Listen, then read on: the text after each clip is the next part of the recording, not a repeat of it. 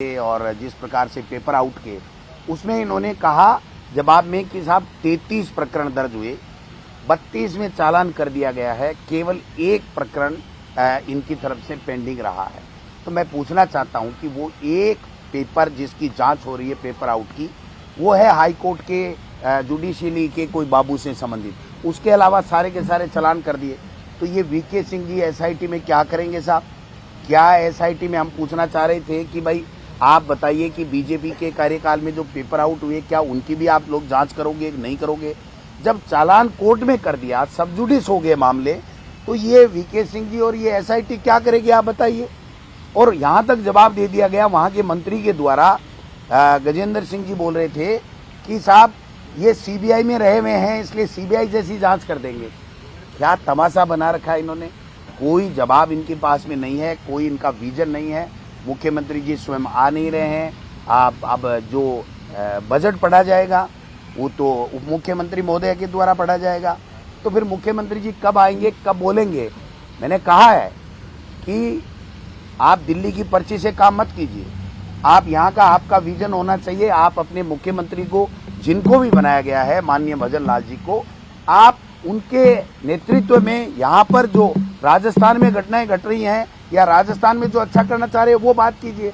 दिल्ली से पर्ची आ गई और खड़े हो गए और बोलने लग गए, तो मैं समझता हूँ कि ये बहुत अनफॉर्चुनेट है।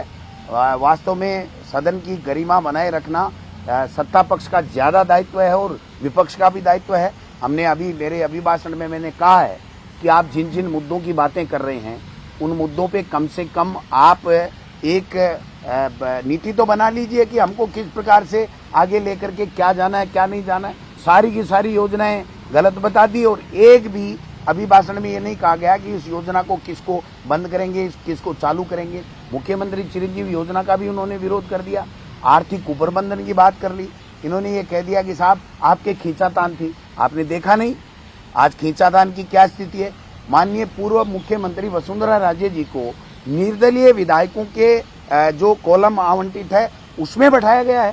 कालीचरण सराफ जी को उसमें उस कॉलम में बैठाया गया है। आप देखिए उसी बॉक्स में आपके प्रताप सिंघवी जी को बैठाया गया है। तो क्या इतने सीनियर लोगों को इस तरीके से बेइज्जत करके ये राजस्थान में गुड गवर्नेंस दे पाएंगे? कोई योजना ले पाएंगे? क्या सरकार ये चला पाएंगे? तो मैंने तो कहा है कि आप कम से कम गरिबान में झांक के देखो कि जो जनता से आपने वादे किए हैं वो वादे आप निभाइए। ये डबल इंजन की सरकार बता रहे हैं, एक इंजन तो राजस्थान का फेल है। इन्होंने जो राजस्थान का स्टेट है उसको केंद्र शासित प्रदेश बना दिया। जो भी बात होगी वो दिल्ली से पूछ के आएंगे और तब दिल्ली जाकर के अगर इनको एनओसी देगी और पर्ची देगी तब ये लोग बात काम करेंगे। तो मैं समझता हूं कि ये जो आज का माहौल रहा ये बिल्कुल सत्ता पक्ष की ओर से केवल बाधित करने का कार्यक्रम था। इनकी कोई तैयारी नहीं थी और न इनको कोई जानकारी थी। इनके मंत्री पूरे के पूरे जिन्होंने भी जवाब पढ़ा कोई भी ढंग से जवाब नहीं पढ़ पाया। सारे के सारे बिना तैयारी के मंत्री आए। इनके ऐसे नहीं लगे मंत्रियों के, आप बताइए ऐसे नहीं लगेंगे। 100 दिन की कार्य योजना की बात कर रहे हैं ये, आप 50 दिन हो गए कार्य योजना ही नहीं बनी, तो 100 दिन में ये कौन सी कार्य योजना पूरी करेंगे? वो समझ के बाहर की बात है।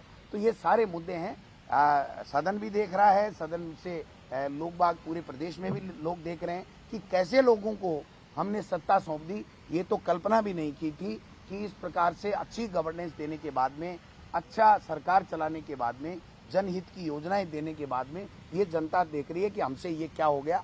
तो मैं समझता हूं कि ये जब भी सदन में ये आएंगे इनसे पूछेंगे, जनता के मुद्दों के ऊपर इनको घेरने का काम करेंगे और इनसे जवाब दिलवाने का काम करेंगे।